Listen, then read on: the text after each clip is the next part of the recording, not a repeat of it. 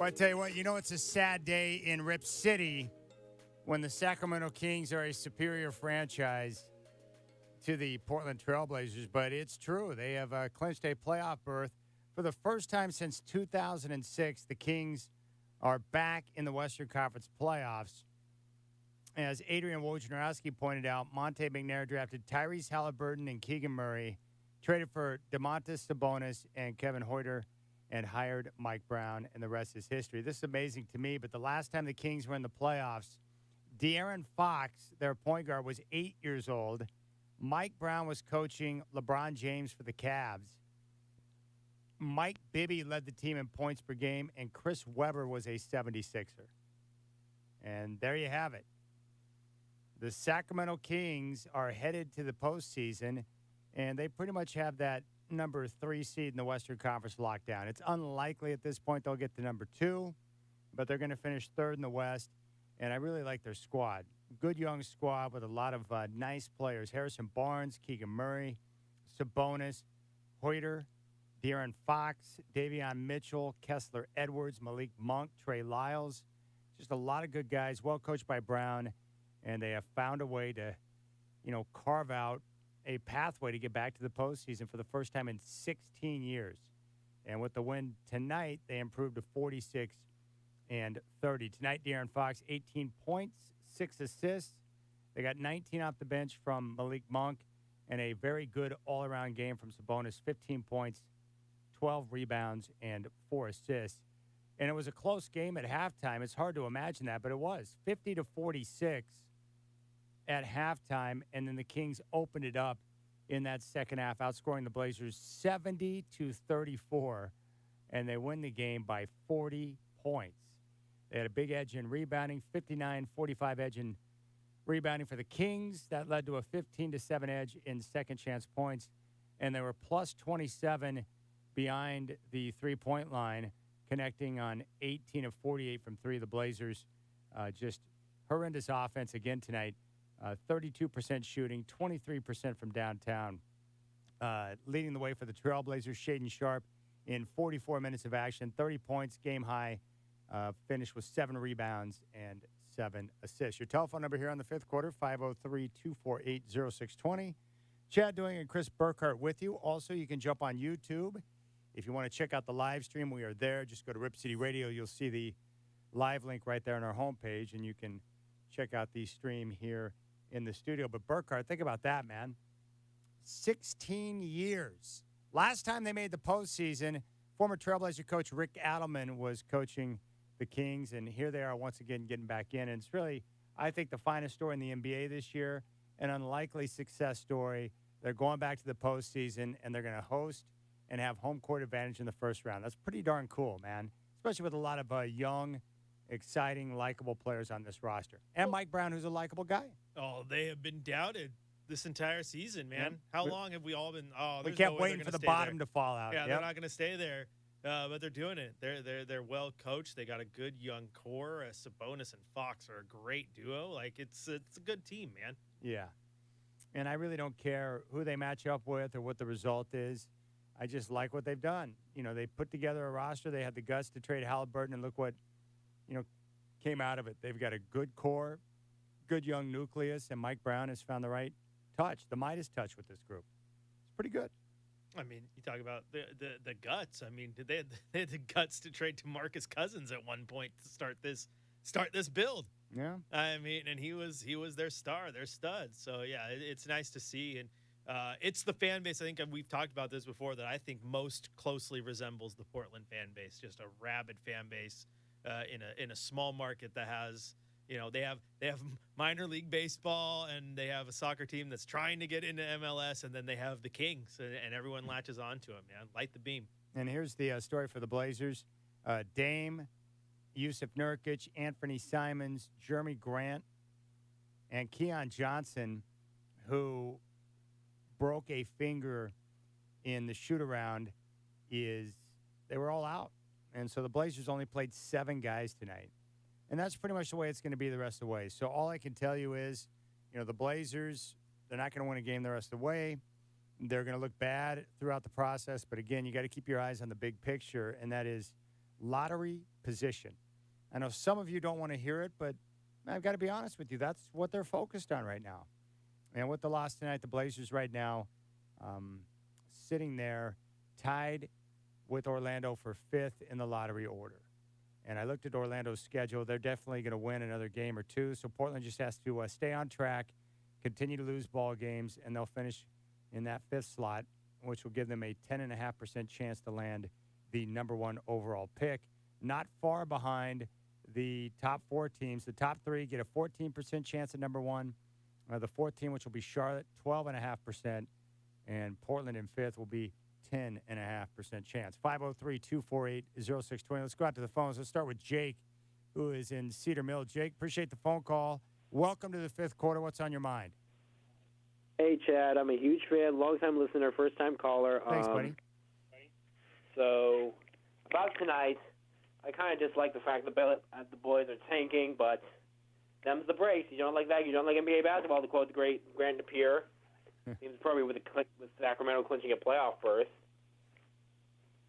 Yeah, that's the story right now for Portland. They need more talent. They need to acquire better assets, and the best way to do that right now is to improve their draft position, and hopefully they can get all the way to number 1 in the lottery, and if so, it's going to transform the franchise overnight. But that's where we're at. They're trying to acquire assets. But for the future, if we do get it, I mean, I'm kind of hoping we can draft Drew Timme at if we get in the number 4 spot. So I'm siding with Preston on your bet that I heard on the drive. Now you're pulling my chain, man. You know that they're not going to take Drew Timme in the first round. No one's taking Drew Timme in the first round, and he would not come in and help the Trailblazers, man. Come on now.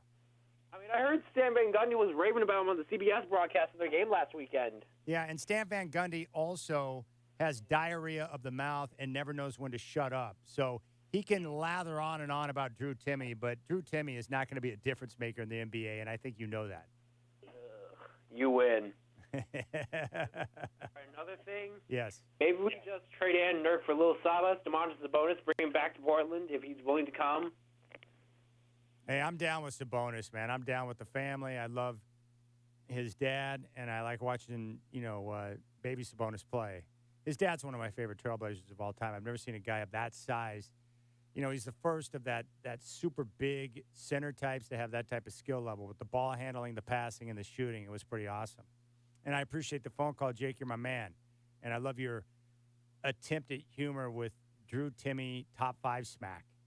Let's go out to Mike, who is in Lake Oswego. Mike, appreciate the phone call. You're up in the 5th quarter. What's your takeaway from the Kings' victory over the Blazers tonight? First of all, I'd like to say congratulations to the Kings. Well-deserved. Yes. I've followed them all year. I've watched almost every one of their games, and I'm happy for them, and I'm happy for the city. As for us, we are a complete disgrace. I mean, for us to put that roster, legitimately put those players out on the floor to get your butt kicked is embarrassing. And there's fans that pay a heck of a lot of money. And I know Burkhart doesn't agree with me, but there are a lot of people out there that pay a lot of money to go support that team. And that organization has a responsibility to put out a product that's worth watching. And despite the tank, I'm sick and tired of the tank. I suffered through it last year, like most of the fans. We weren't sold the tank for this year. And Chad, I'm just beside myself. Well, I understand. And again, what I'm trying to hold on hope to right now is that, look, this really does suck. And they're impossible to watch right now. And it's really unfortunate that, they've fallen so quickly in such a short period of time. But the way I look at it is, it's like, I'm just trying to find the quickest way out. And I know that we're talking about lottery percentages here, but if they get to that 5th lottery spot, which is I think they're going to, they're going to have a 10.5% chance at Wemby. If they can get the number 1 pick, it's going to change our entire view and the landscape of the franchise. So that's all I've got to hold on to in terms of hope right now. So I've got to continue to do that because getting Wemby would change a lot of different things. I am just getting even more angry with Neil Olshey. Oh, yeah, even though he's not here. Yeah, he did a great job of running this little train into the side of the mountain, didn't he? Oh, he's got the last laugh because the last 2 years have been miserable, and unless we get the first pick in the draft, next year's not going to be any better, unless they can pull off a miracle and make a trade, which this organization's never been. This organization has not made a significant altering change since Bob Whitsitt was general manager and he got Scottie Pippen. That's the last significant trade this organization has made. Yeah, think about this. Let's just take a little trip down O'Shea memory lane for a second. Both LaMarcus and Nick Batum walked on his watch. That was unfortunate. Then you had the wonderful summer of 2016 when he shelled out a bunch of money to C players. That was a problem. Then you had the draft in 2017 with 3 first-round picks, using 2 to move up to get Zach Collins, who ended up moving on for nothing because of injury. And he took Caleb Swanigan and missed out on a slew of other potential prospects. That was a total disaster because Zach needed to work out to be the guy to replace LaMarcus. Yeah, don't forget about the first-round picks that were handed out foolishly for Robert Covington and, of course, Larry Nance Jr. So it's just amazing some of the damage that he did long-term in handcuffing the franchise with the limited assets. He'll never get another job in this league again, but he's got the last laugh on the Blazer fan base. He hated it here. He hated Portland. He hated the fans, and he managed. He's probably in California right now, laughing his ass off. And we're crying, Chad. You and I are the only. We're sitting here in misery. Actually, on that note, I'll let you go. Hey, Mike, hold on. Mike, you want to know the truth about O'Shea? He's actually living probably a couple of blocks from where you're at right now. You're joking. I'm not joking. He is living in Lake Oswego, I believe. And his kids are still going to school, and so he's still planted here in the Portland area. So you might see him on a walk tomorrow morning if you're not careful. Oh, God. I'm being serious. No, I'm serious. It's 100% true. He's probably not far a stone's throw from your crib right now. Oh, God, you've just made my evening, Chad. There you go. So bye. There you go. Appreciate that phone call. Mike in Lake Oswego is very upset right now with the state of the team, and I understand. This team sucks right now. He needs the everything will be okay fairy. Yes. Like we talked about last show. I talked to him before he went on. I am very glad, honestly, very glad that he called back. That's the same Mike from last night who I totally disagreed with. So you and I got into a good banter back and forth because of it. But you know what? You're going to fan how you're going to fan. I'm glad that he called back. I'm glad. And your basic premise was like, look, it's okay to be upset, but let's be real. We're talking about 2 years now. Right. Back-to-back seasons where they haven't made the postseason. Before that, like 8 straight years of postseason play? Yeah, and a couple missed years here and there. 15 years, like I said, 15 years missed total in the 50 years that this franchise has been around. As where Sacramento just broke a streak of 16 years straight of pure misery. But to be fair to Mike, you're going to fan how you're going to fan. And when you're passionate, it shows. And he's obviously passionate. And I appreciate that passion. And I appreciate him calling in and calling back and not getting upset with me battling him last night. All right, let's go out and talk with Tom in Southeast. Tom, welcome back to the show, my friend. What's on your mind? Hey, Chad. Dude, this was a beautiful game. I heard you say earlier that, the Blazers had rotten offense. No, if you don't want them to win any games, 80 points is sweet, dude. And just another beautiful black mark smear on the Blazers, losing by 40 points to the Sacramento Queens. Oh, dude. Get Chauncey out of here. Let me end on hopefully a humorous note. What state specializes in tiny drinks? What state specializes in tiny drinks? Which state is that, Tom? Minnesota. Yeah, that's coming to go, baby. Come on, Blazers. They're still in the playoffs. Oh, dude, that's good. There's Tom. What state specializes in tiny drinks? Minnesota. Oh, my goodness. Yeah, it's tough. But again, it's pretty clear what the path is over the final 10 games of the season, and that is to make sure they don't win a game, which is critical right now. You don't want them to win, and it doesn't matter. Look, whether they lose by 20 or 5 or 40, it's all the same, all right? I mean, the lineup they're putting out there, the guys they're playing right now are not, aside from Sharp, big-time quality NBA players. You know, someone made a good point because I tweeted the other day that I told you how event parking should be directly correlated to who's playing and who's not. And a fan made a good point that, they change the ticket prices depending on what team is in town and who's playing for that team. Yeah. But they don't change the ticket prices depending on your team and who they're putting on the floor, but they really should. And to like Mike's point when he talks about, there's ticket paying fans out there. They pay their hard-earned money to go watch. He's very, very right on that one. I can't even debate that one. If you're going to have dynamic pricing based on the opponent, then you should have dynamic pricing based on when your team goes into the crapper. Yeah, but if Dame and everybody's out, give me some $5 tickets. Maybe you get a fan who doesn't get a chance to go to a game who gets a chance. Here are the so-called basketball players that started tonight's game for the Blazers. Nasir Little, Kevin Knox, Drew Eubanks, Matisse Thybulle, and Shaden Sharp. The other two guys who got time, Jabari Walker, second-round pick, and John Butler Jr., whoever the heck that is. There's no way that those guys who played tonight for the Blazers are deserving of top price. No, I don't think so. Just like they do with the theaters, right? Like they have the matinee pricing. The Blazers should offer, dynamic pricing. Let's go back to the phones. Ken in Vancouver. Kenny, welcome to the fifth quarter. What's on your mind? Hey, just bringing a little bit of sunshine for the people who are upset of the tank. Just look at the bright side. We're small market. We have to do this. It is what it is. They tried to make the playoffs. Their injuries, you name it, it just didn't work. The top dudes who are free agents in this country are not coming here. It's been seen that way. It is what it is.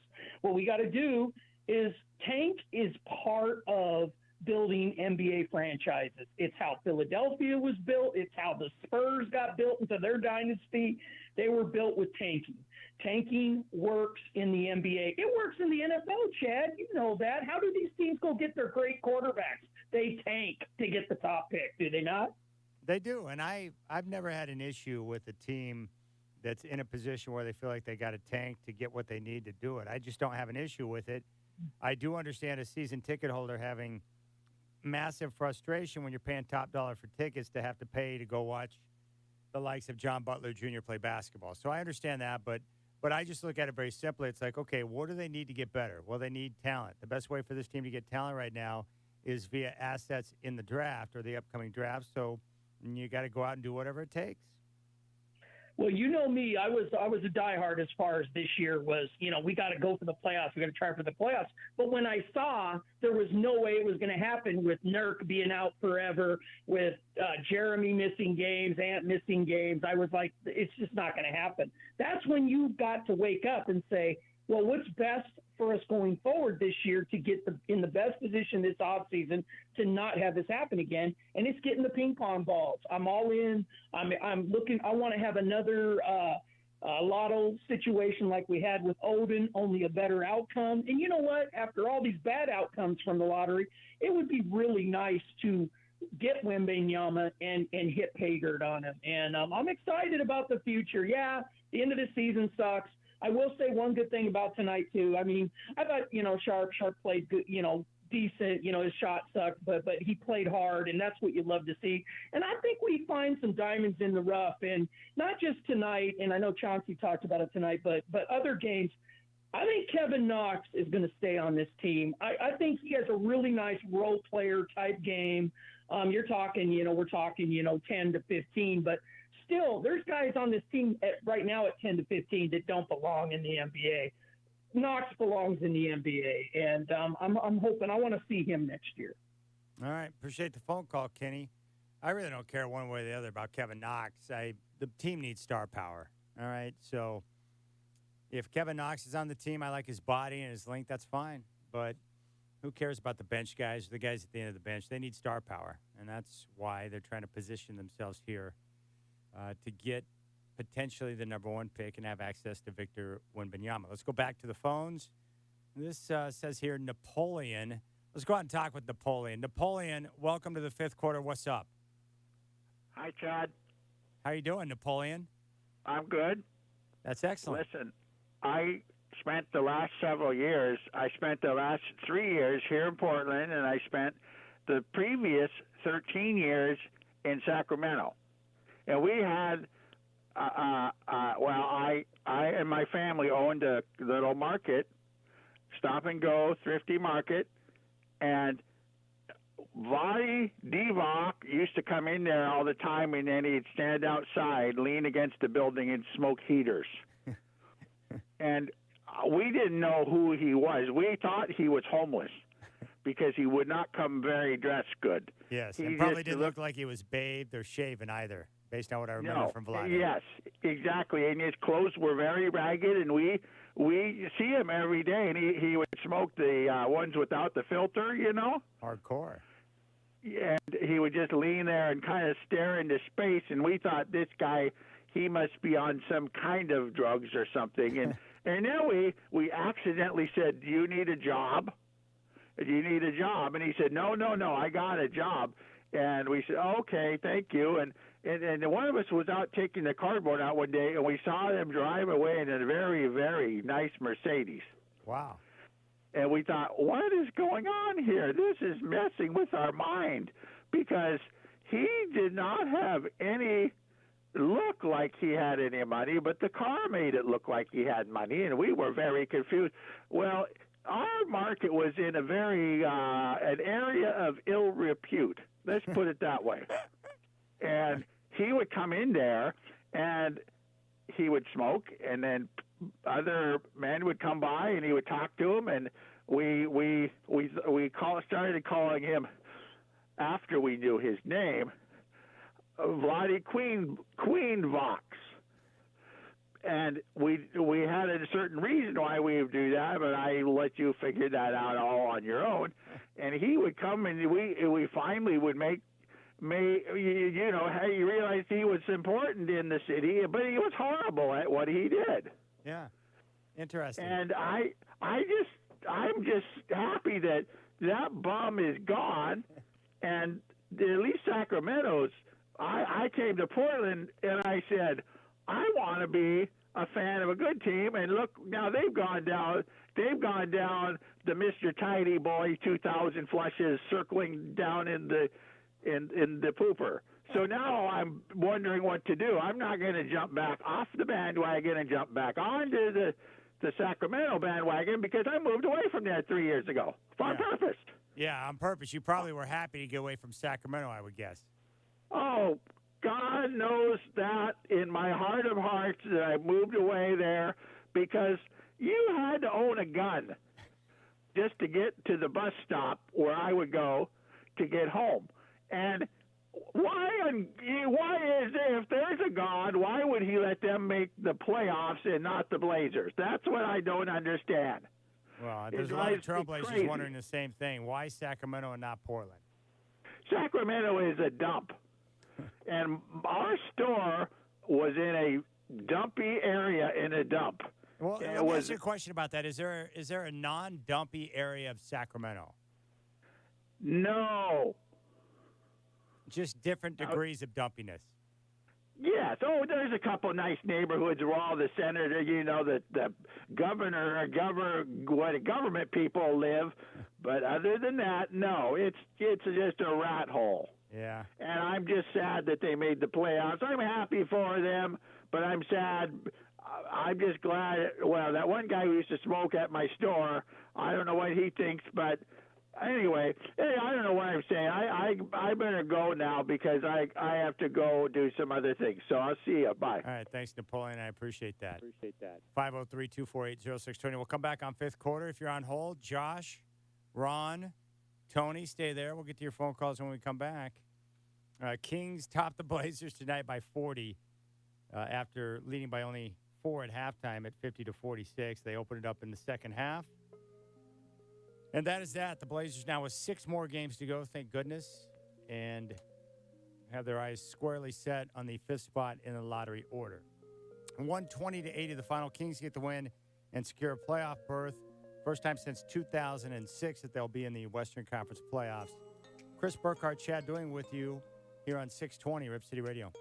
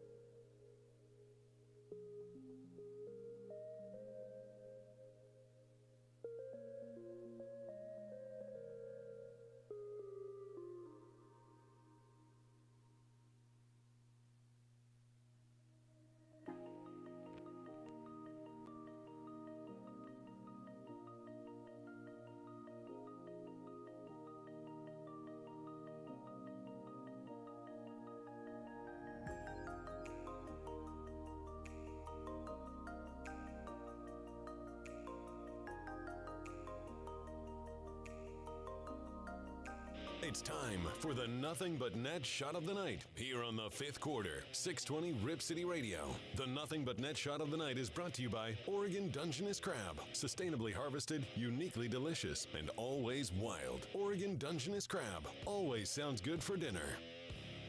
Here's Eubanks to the corner for Thibault. Ball faking a drive to the baseline. Slings it out to Shore. Shore puts up a contested three. Around and then off the glass and through. Wow, you don't see that often. Shooter's touch or shooter's roll or shooter something. All right, 5th quarter, Chad Doing, Chris Burkhardt with you. Kings over the Blazers tonight, 120-80.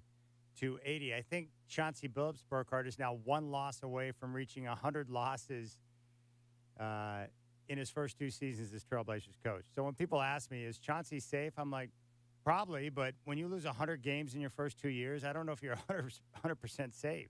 Milestones, baby. Season of milestones. Yeah. All right, let's go back out to the phones. 503-248-0620. Just taking your thoughts on what you saw tonight.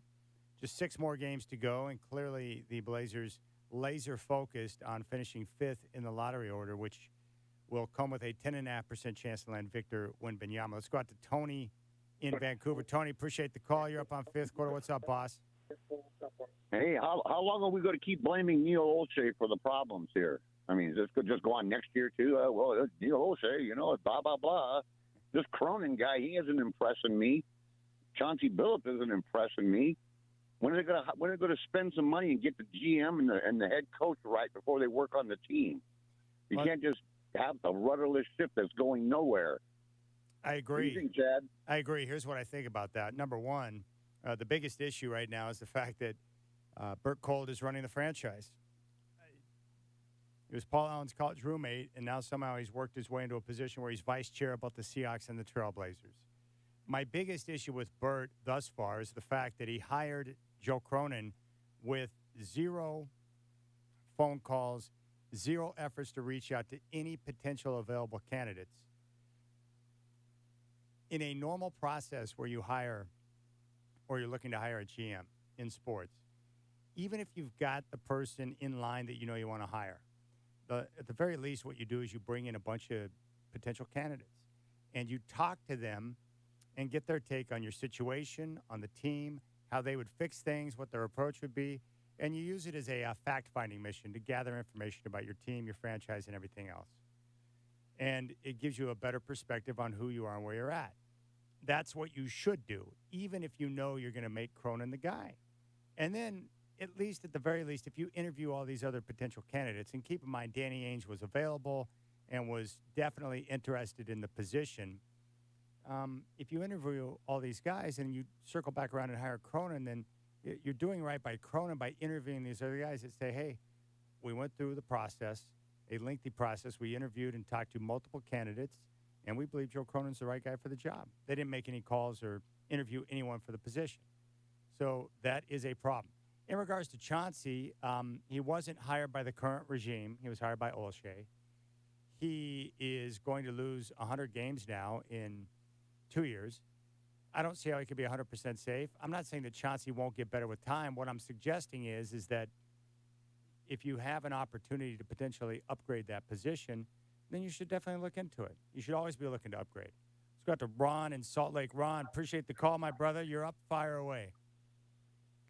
Chad, I'm going to help us all get through this, especially the golfers out there. I know you and I are suffering through pain and agony with the Blazers and the weather and everything else. So here's just a little something to soothe our souls.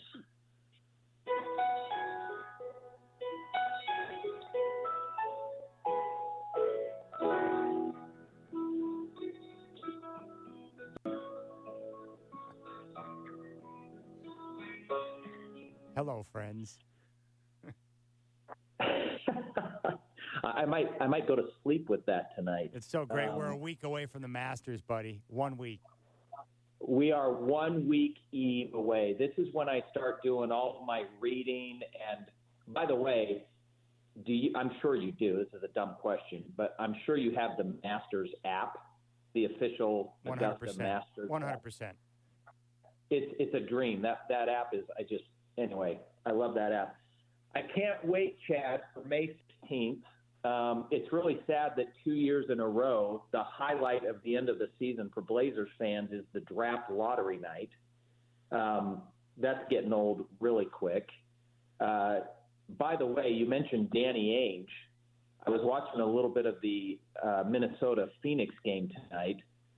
The entire front office of the Minnesota Timberwolves should be fired, and Danny Ainge should get executive of the decade. Rudy Gobert looked like a total train wreck, and I can't believe anybody in their right mind agreed to that whole package that Danny got from him. So, the whole thing goes on, and here's my biggest worry, Chad, and I hate to even bring this up, and I hope it never comes back to haunt us. I have these visions of us winning the lottery. That's my only hope right now. But then we do draft the big boy, the international big boy that's going to save the franchise. And it just falls in line with every other big man that we've ever had in this franchise, from Walton to Bowie to Greg Oden to Nurkic busting his leg and everything else. I'm scared to death to even take that guy if we got the first pick. I know that's a discussion for another day, but I can't take it anymore. Yeah, no, I understand, man. You're not the only one, Ron. There's a lot of people concerned right now about the direction of the franchise, the decision making, their, effort to tank this year, and what that means. And then if you take Victor Wembanyama, what does that mean in terms of, the future? Because of what we've seen from, guys in the past, right? Guys in the past who have come in who are big men that their bodies ended up breaking. So it's a real concern, and I totally understand where Blazer fans are coming from. It's tough. 503-248-0620 is your telephone number. 503-248-0620 is your telephone number. Let's go back out to the phones. Let's go up to Lynn in Longview. I haven't talked to him in a while. Let's see what's cracking up in Longview. Lynn, welcome back to the fifth quarter. What's up, buddy? Hey, can you got me okay? Yeah, loud and clear, Lynn. What's up? Gosh, this damn blower don't work very well out here. Hey, I didn't see the score. How'd they do tonight? They lost by 40. What? They lost by 40. 40? They lost by 40? Yes. You're bulling me. No, I'm serious. They got blown out. They got lost by 40. It was awful. Who'd they play? The Sacramento Kings. Bulls with Michael Jordan? Is he back? No, they played the Sacramento Kings. What? I'm serious, Lynn. It was bad. They're not any good, are they? Well, they're better this year. First time they just clinched a playoff berth tonight with the win. They're going back to the playoffs for the first time in 16 years. Well, give me some good news. How'd Chief look tonight? Yeah, Chief he was out along with the rest of the guys. Here's all the guys that were out for the Trailblazers tonight. And this is unfortunate, but it's true. They played without Dame, Nurk, Ant, Grant, Keon Johnson, Chief, you name it. They only had 7 guys available who played. So they brought all the good guys out, huh? Pretty much. Were they trying to lose or something? Yes. You know, if I had one of my concrete jobs and I said, I'm going to make this one crooked. How can you get away with that in life if you want to lose? Yeah, in most places in life you can't, but in sports, sometimes you have to lose to win. You play golf, I heard, right? Yeah, I do. I love golf. Do you ever just decide I'm going to start hitting it into the trees on purpose? No, I would never do that. No, who does that in life? Who wants to lose on purpose? That's right. That's exactly what they're doing right now. They're lining up on the tee box, headed straight for the woods. That's the focus. I was here at Oregon, where I go here in Longview, and I'll tell you, once in a while there's like a little stare-off to see who's going to take the gal home, And once in a while I lose that on purpose. I'll be honest, I'm going to confess right now. I'll lose that. I'll just say, oh man, you gotta go with him. He's a better man, and he's got more money. And I have 9 kids. He's single and just has a $4 million inheritance. So yeah, you decide what you want, and then she'll take him, and I'll just be thankful for that. But I did that on purpose, though. I like it. You tank the stare off. You tank the stare off. Yeah. I wasn't tanked when I did it either. I got you. All right. Well, I wanted to hear how Chief did, and I'm sorry that they're losers. So I'll let you take some other phone calls now, and I'll talk to you soon. Okay? All right. Have yourself a fine day, my friend.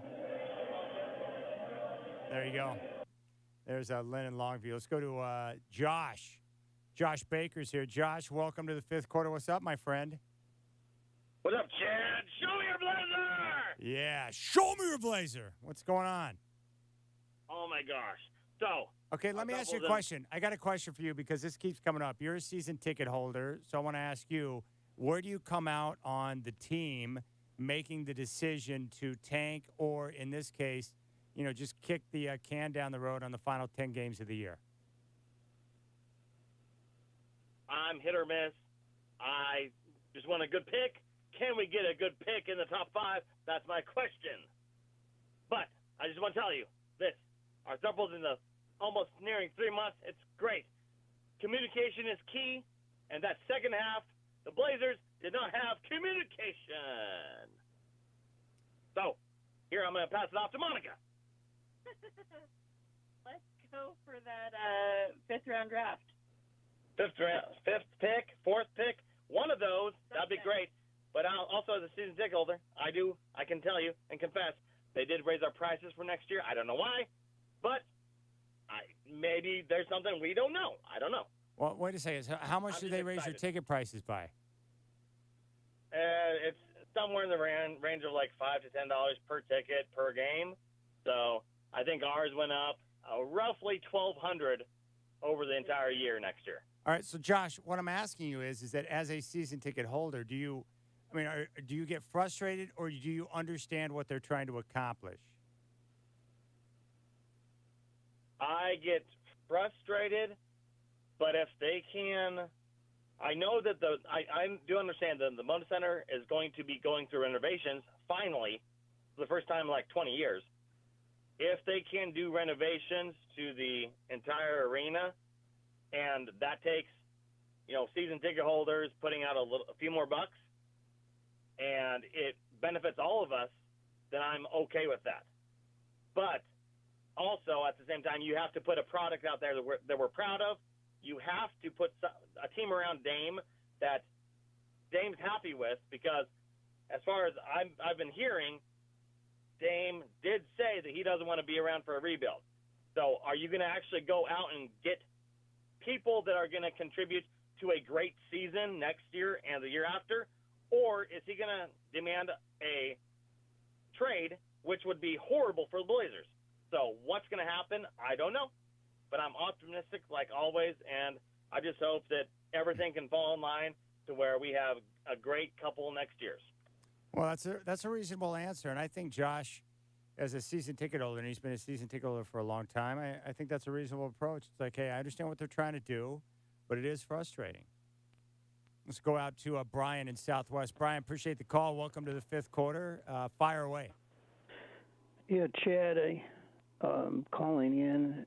I'm very concerned. I saw the memorial for Bill Shonley, and I know his wife was going to be the next day. But I feel bad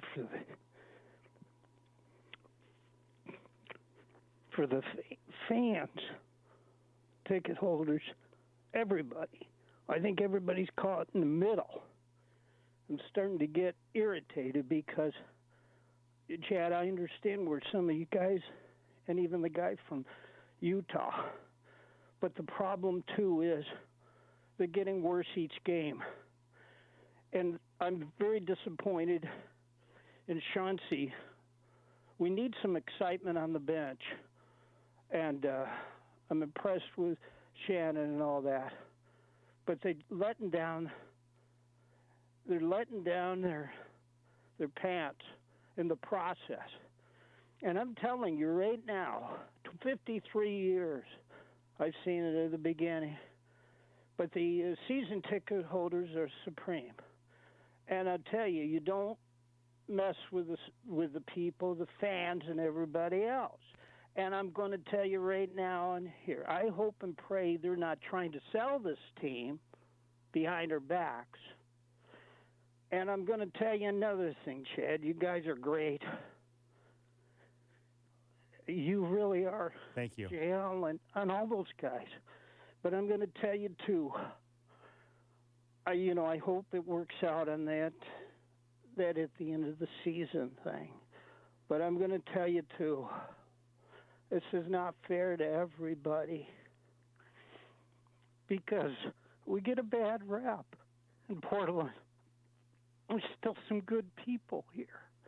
And, for all those seasons, those legends, too, and not so legends, the point is, and it should be remained, the management better watch out, in my opinion, because you guys are trying hard to keep a face into this situation, as an older person, I hate to see this happen because it can happen. I heard a guy a couple years ago say that he figured by 2023 they were going to try to sell, go back up to Seattle or something. I hope this is all wrong. I don't want to look forward. I know that we have Palm Sunday and the Lord's Day coming up and Easter, but there's been some great seasons. There's been some, just like Burkhart had said, that we had a lot of playoff seasons, a lot. So it wasn't all bad. And it's a shame what happened with people like Greg Olden and even Bowie in the past. And I know Damon puts his heart out. Brandon Roy did too before him. His career was finished at 27. My memory is pretty dang good. But I'm telling you, Chad, you guys are awesome. And I'm just hoping and pray the management don't take advantage of it. They better get it together. I'm just going to tell you, I played a little basketball, football, and baseball when I was younger at Marshall High School. I'm not afraid. I've had some problems. I had a blood clot when I was 21 and survived it. But you know what? The Lord's been good. There's been some good seasons, some great players. And don't forget it, management. Don't you dare forget it. You guys are good. God bless you, Chad. That's what I'm going to tell you right now. But I'll tell you, don't let down your pants, Blazers. The fans are awesome.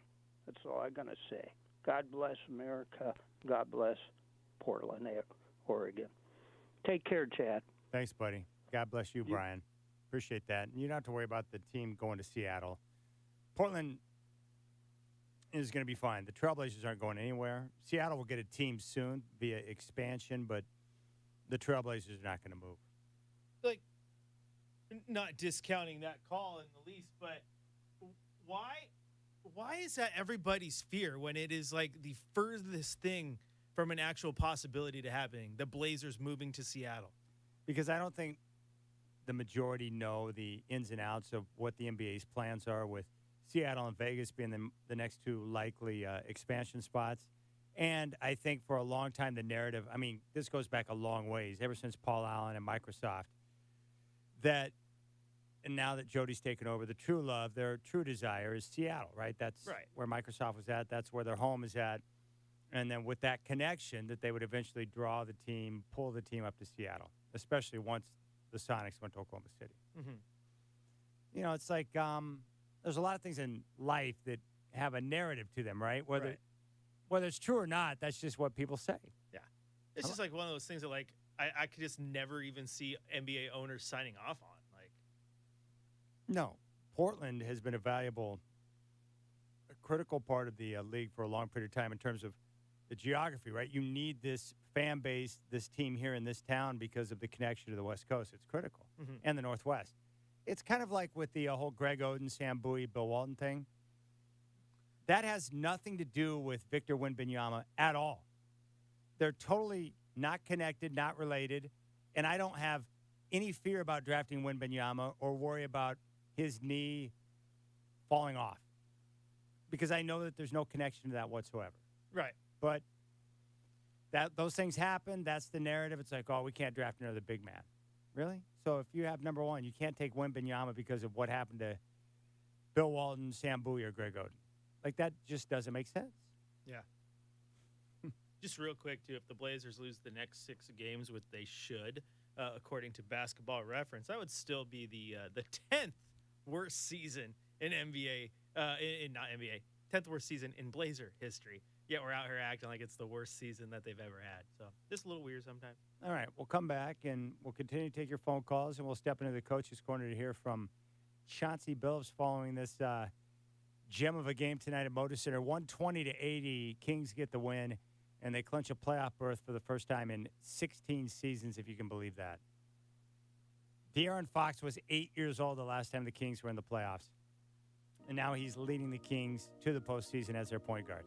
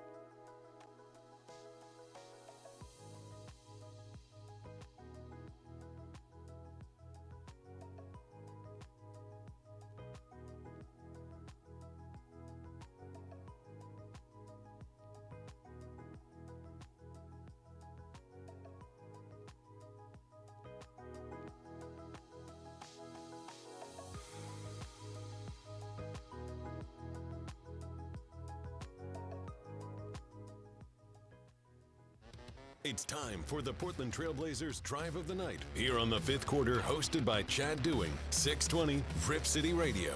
Drive of the Night is brought to you by Dick's Chrysler Jeep Dodge Ram of Wilsonville, ready to compete with the lowest prices in town. Fox will get it into the baseline to Sabonis. Right around the rim, he's forced to pass out of it to Murray. He penetrates, finger roll, left hand, no, put back, no good, loose ball, Little. He'll come back with it the other way. Goes behind his back to get away from Fox. Crosses over, steps through to the rim, reverse, banks it in. What a play by Nasir Little. 9-3 Trailblazers run to pull to within 5.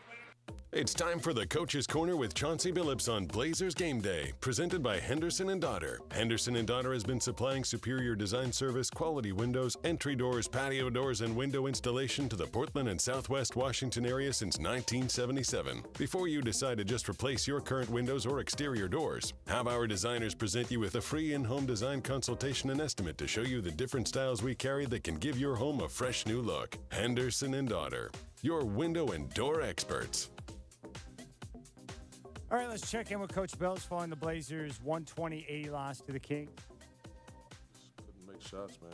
You know, some of our better shooters, you know, Nas and Kevin Knox and even Jonathan Butler, who's young. I mean, those are some of our better shooters. We just couldn't make it. Couldn't make a three. And biggest difference was in the second half they started making threes. You know, and they're that type of team, and they're going to play the same way. They're going to shoot a lot of threes and miss or make. They're going to play that way, you know. And they finally started to make some, and we couldn't, and we just couldn't keep up. Chauncey, considering the ask, and even just the other day, I asked you about Shaedon organizational versus decision making. Tonight he's got to do both. How did you think he kind of acquitted himself? Okay. It's just a lot for him to ask him to play make and understand how to read pick and rolls, and they get blitzed, and it's just a lot to ask of him. And his passing needs to be a ton better, you know. His pocket passes, you know, over the top. I mean, it looks like a rookie, you know, right now, because it is. But it's one thing at a time, you know. The other parts of it is beautiful, you know. He's scoring the ball. He's attacking the basket, you know. When he's getting downhill, he's able to kind of, it takes the process of seeing where guys are coming from. He's doing pretty good with that, making that pass. So, yeah, like, you know, he's doing good, man. He's doing really good. He's seeing so many new things every single night. And as far as that's concerned, man, he's kicking butt. You know, he's kicking butt. But these are all just different levels and different dimensions that he hasn't seen yet, you know, and he's seeing them for the first time. So he's doing good, man. He's doing really good. Do you feel like the blinders are kind of coming off for him a little bit as a playmaker? Not a ton, but just enough to where 3 months ago he drives and he doesn't see him. Yeah. 2 months ago he sees the guy immediately. Yeah. Now he's maybe seeing the strong side pass, not the weak side yet, but it just a little bit at a time. It is a little bit at a time, and I think defenses are forcing him to see these things. A lot of times we're out there, you know, and he's the guy, you know, right now. So they're forcing him to do something different, you know. They're showing him a lot of attention on the pick and rolls where he can't actually get downhill. So they're closing those gaps up. So now that's what I'm saying. We gotta be better about, be more responsible with our passes, you know, because it's important that when they do that, we get it to the pocket, so we can have, you know, 4-on-3 back there. So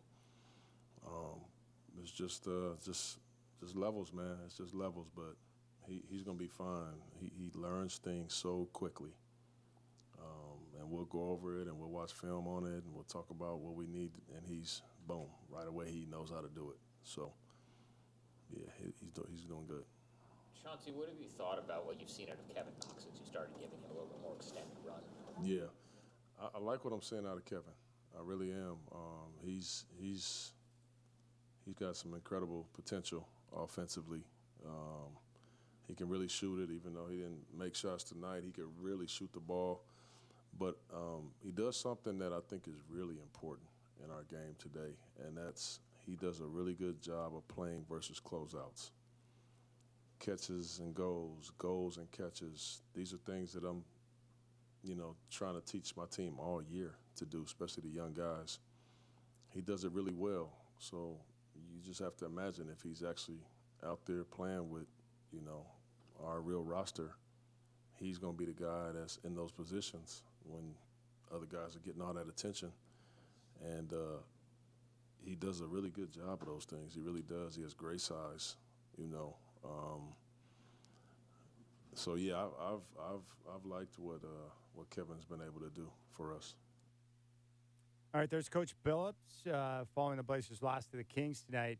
We're going to come back on fifth quarter, and when we do, we'll close it out with your phone calls. 503-248-0620 is your telephone number. Next game coming up on Friday, a rematch with the Kings. That tip-off will be at 7. Game day will start at 4:30 here on your home of the Blazers, 620 Rip City Radio, 503-248-0620. Chad doing Chris Burkhart with you here on 620 Rip City Radio.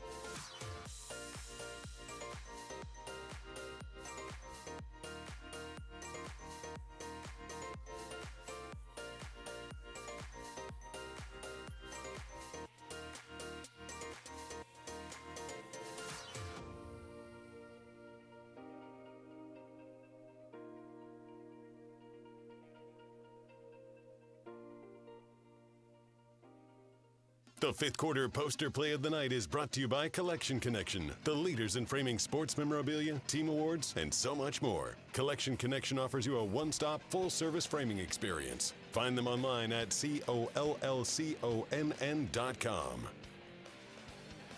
Eubanks up top, dribbles left. Holds off the defender, Len, hands it to Knox. Knox splits, the defense drives and hammers it down with the right hand. Kevin Knox has got 8 to lead the Blazers. Kevin Knox hit him with, I ain't playing with y'all.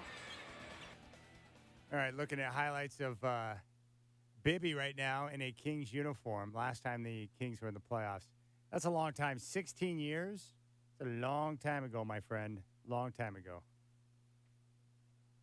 I don't even know what I was doing 16 years ago. I don't want to think about that. I was 31. I was starting college.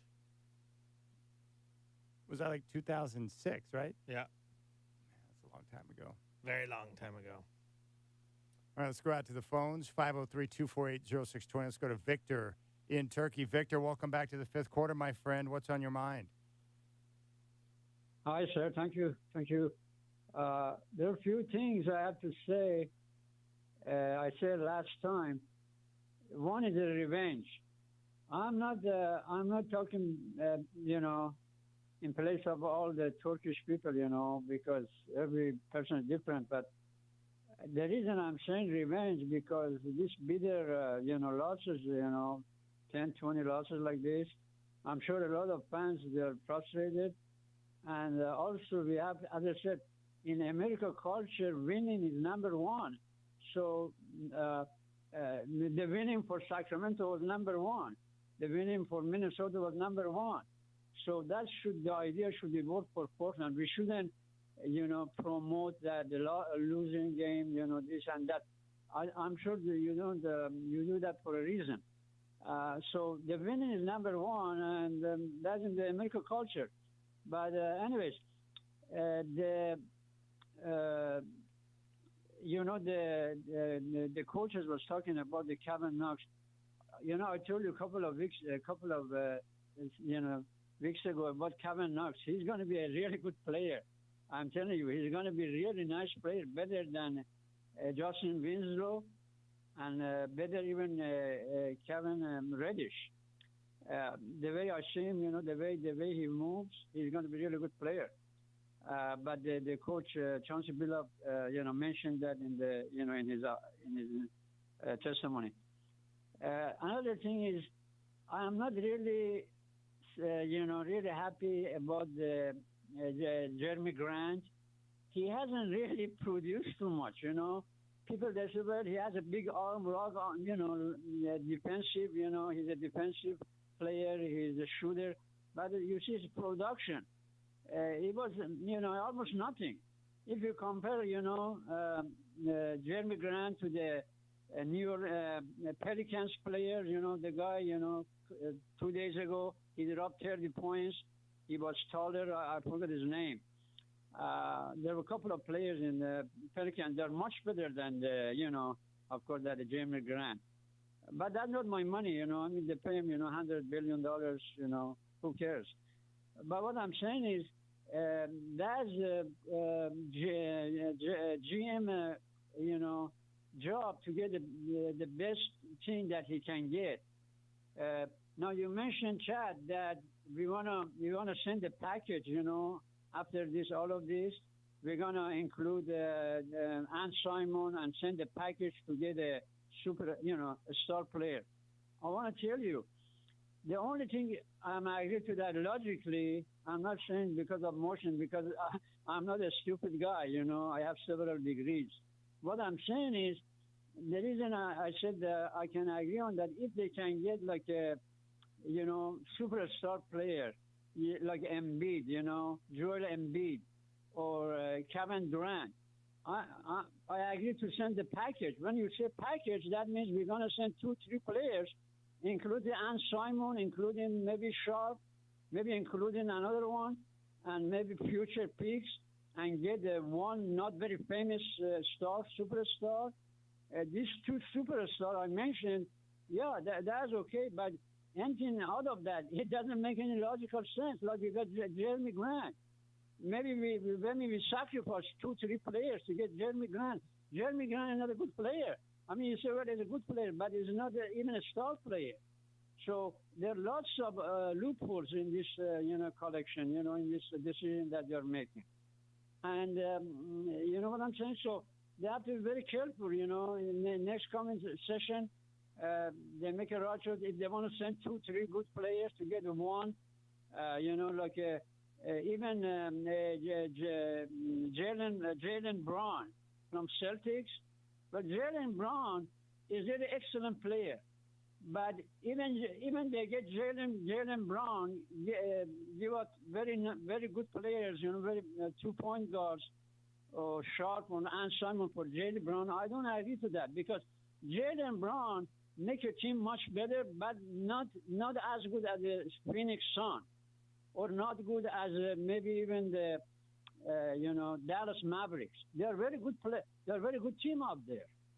So what I'm saying, there are a lot of disagreements I have to make, and I believe what I believe, because I know what I'm come from. They have to make really good decision to don't give up too much to get Jeremy Grant. Jeremy Grant, I mean, that's disappointing, man. Well, he gets 14 points. Man, I want to know your opinion.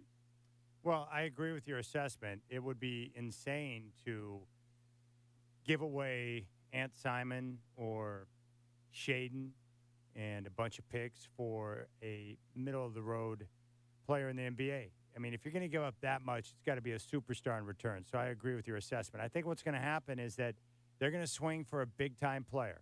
Maybe it's Joel Embiid. I think they're going to swing for a big-time player. They'll be willing to part with multiple assets to do so, but if they're unable to land a big-time player, I do not think they're going to sacrifice Anthony Simons or other assets to bring in someone that's just okay. So they're going to swing for the fences, or if not, they'll stand pat and continue to move forward.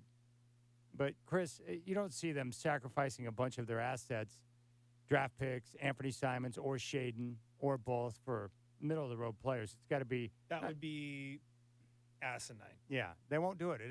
They're not going to do it for Anunoby, but you should do it for a superstar. If you're doing an Anunoby type deal, I wouldn't be opposed to Anthony Simons, right? And a deal built around Anthony Simons for Anunoby and maybe a single pick somewhere in there.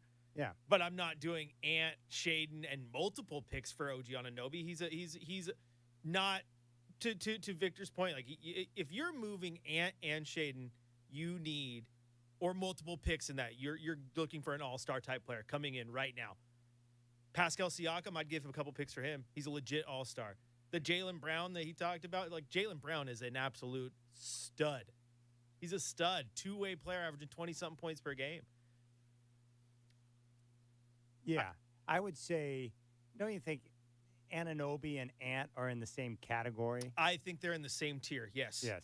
Yeah. Yes, which is why, honestly, I think if you're looking at a one-for-one trade and Toronto saying, okay, well, we'll do that, but we want to pick as a little more incentive to get rid of this guy, then you start talking. But I definitely do think they're more of the same tier type player. But you're not going to offer up multiple picks and a couple of players for Anunoby. I wouldn't do that not at all. And neither will Cronin. There's no way.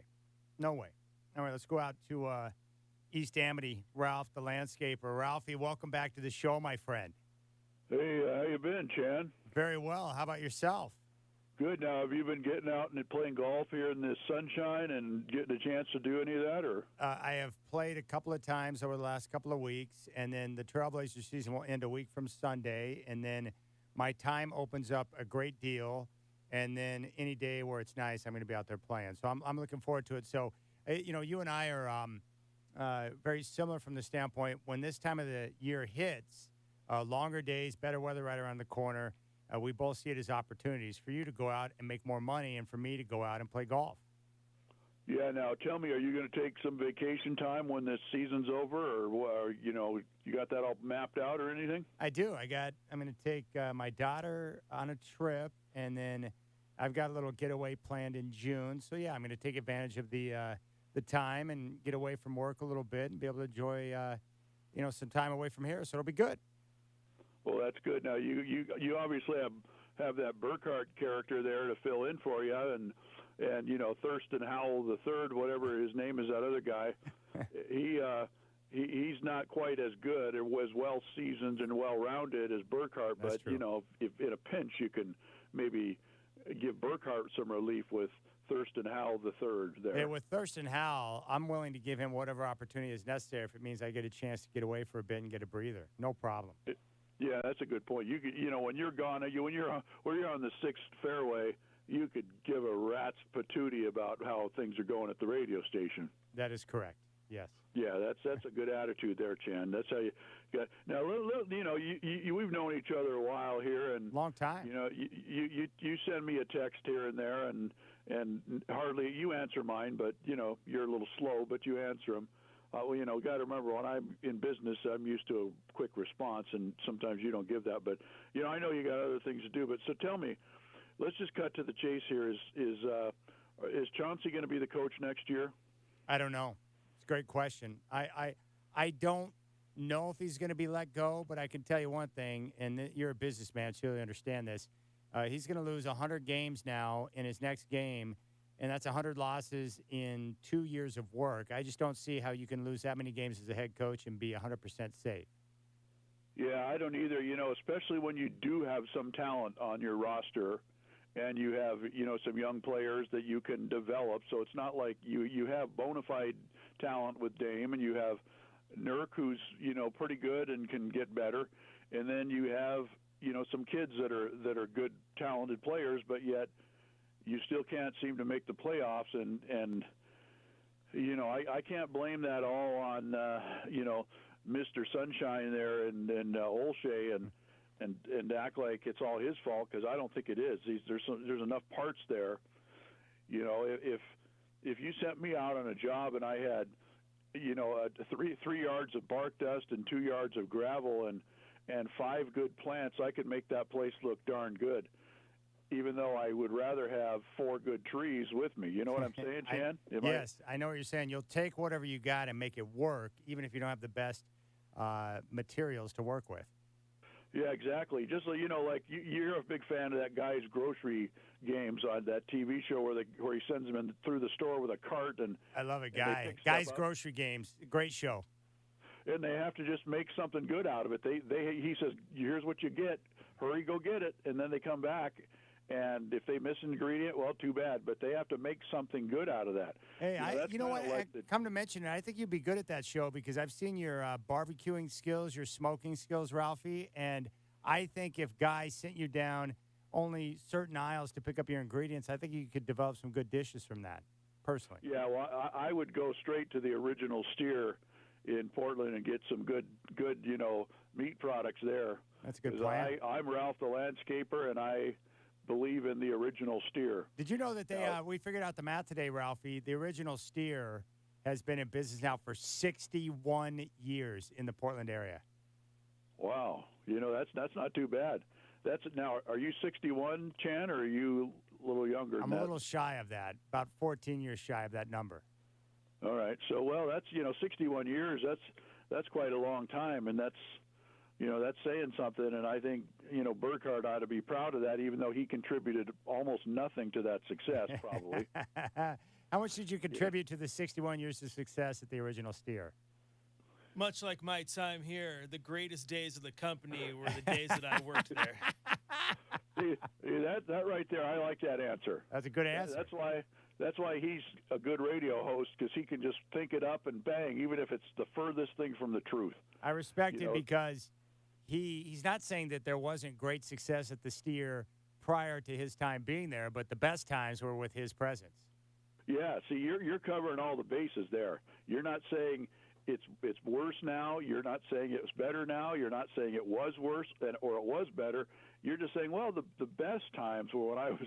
That's right there. If he wasn't a radio host, he should probably be like a lawyer or something. Or a car salesman selling used cars. That's what Burkhardt ought to do, is just bag this radio deal and go sell used cars. Make some coin. Yeah, that's what I think. That's what I think you should do. So anyway, Chan, I just kind of wanted to get your forecast for the future. If you think Chauncey, I think let me chime in briefly on this, Chan. If you listen to his interviews, he always is talking about how this player doesn't have this skill, or he isn't ready yet, or he isn't at this level, as he puts it, or he hasn't developed this thing yet, or doesn't seem to work well with this skill. You hear that too? Yes, I do. All right, so here's the problem with that, Chan. You know, that worked 20 years ago when, you know, your dad was the manager, or, you know, more of a hard-nosed approach. For these young people today, that is the opposite of what they need. You need to build them up, encourage them, find the good things, make the good things better, and just subtly point them in the right direction to take the things that aren't necessarily so good and make them better. And, you know, encourage them, build them up, make them like you and appreciate you. You know, that's why I take these guys that work for me, I take them to Costco and give them a $1,000 gift card there. And that's why they like me.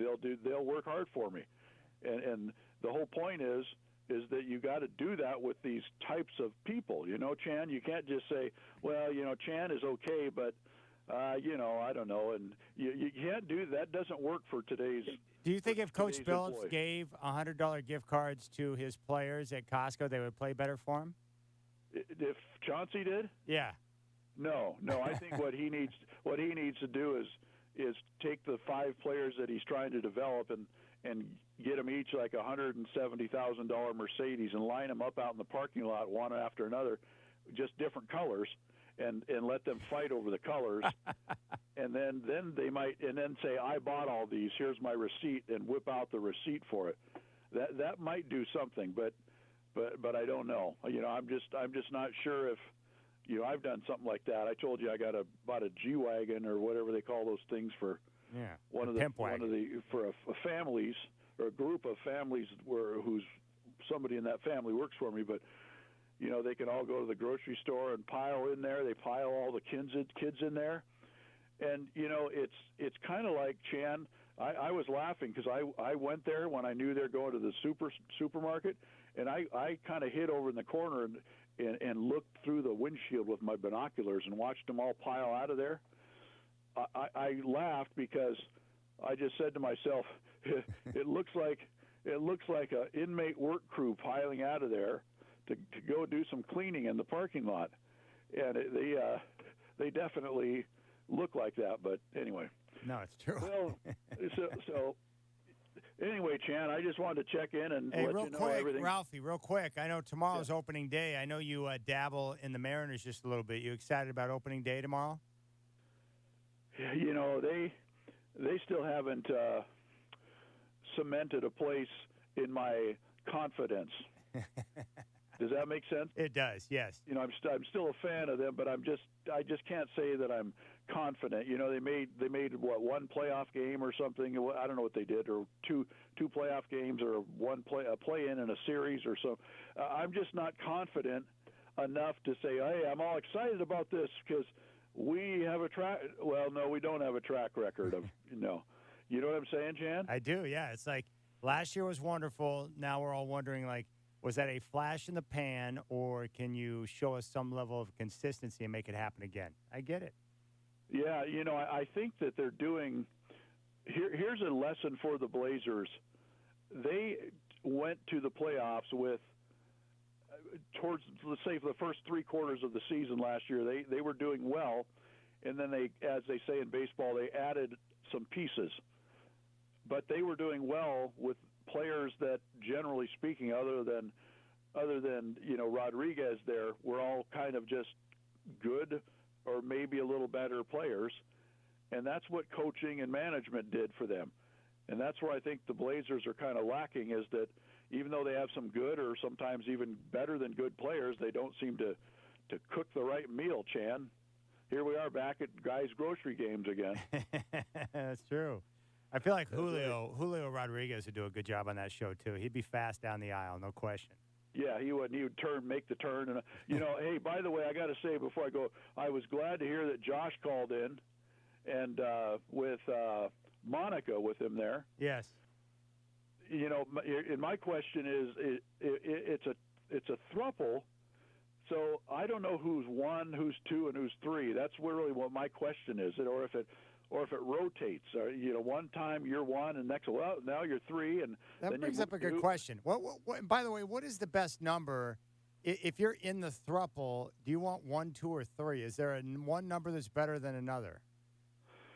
Chan, I'm thinking 2 because you're right in the middle. And if 1 is disappointing, you just look to your other side there on the right, and there's 3. That's right. Bang, just like that. So yeah, And because every day, things change day to day. So one day 1 might be better than 3, or vice versa, or you might have those lucky days where 1 and 3 are both fantastic. Yeah, exactly. You've got the king's ransom there. you got both of them there, 1 in each arm, and then all of a sudden, well, the bottom falls out of 3. It's just not happening. Oh, we got grouchy pants going on there, so you just kind of shake your arm and let go of that one, and then here you're still interlocked with number 1. Yeah. So I think you're right. I want 2. I want number 2. Jeremy Grant hits the thruple. Yeah, I'll take 2.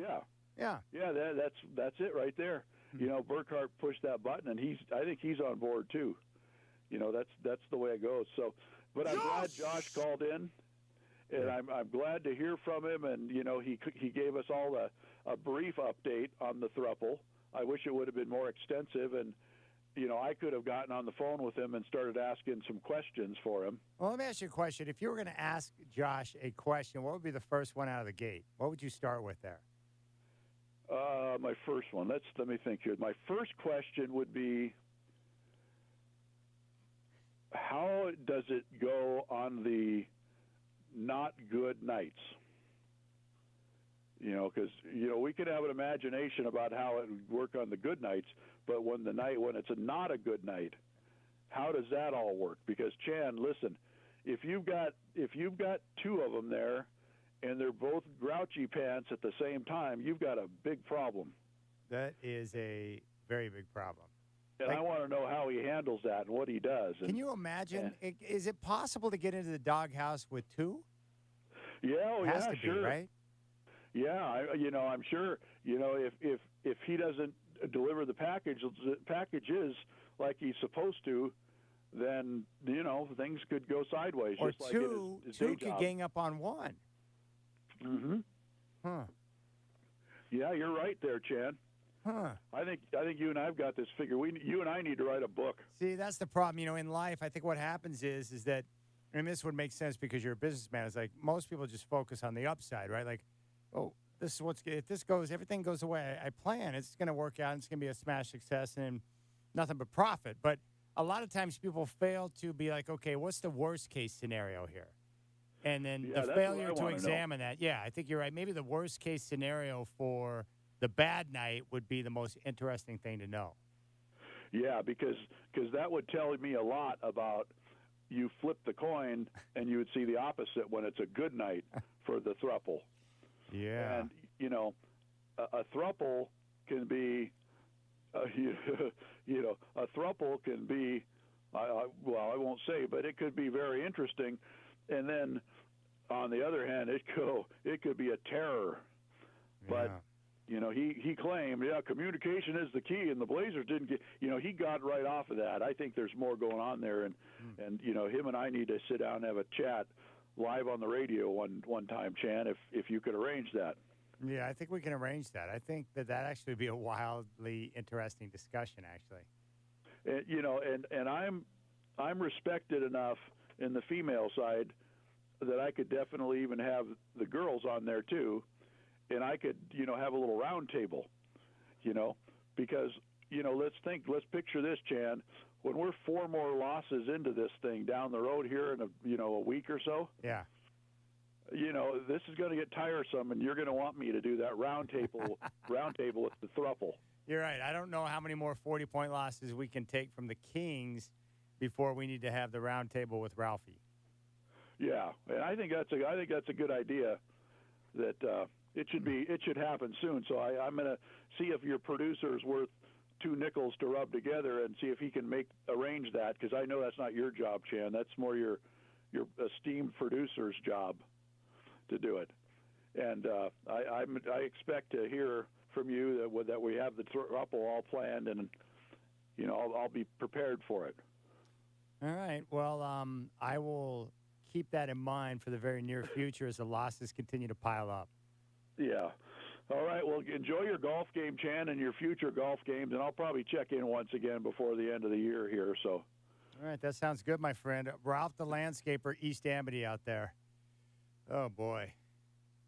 That is true, though. He brings up a very good point. What is that dynamic like on the worst night for Josh? I can't even imagine.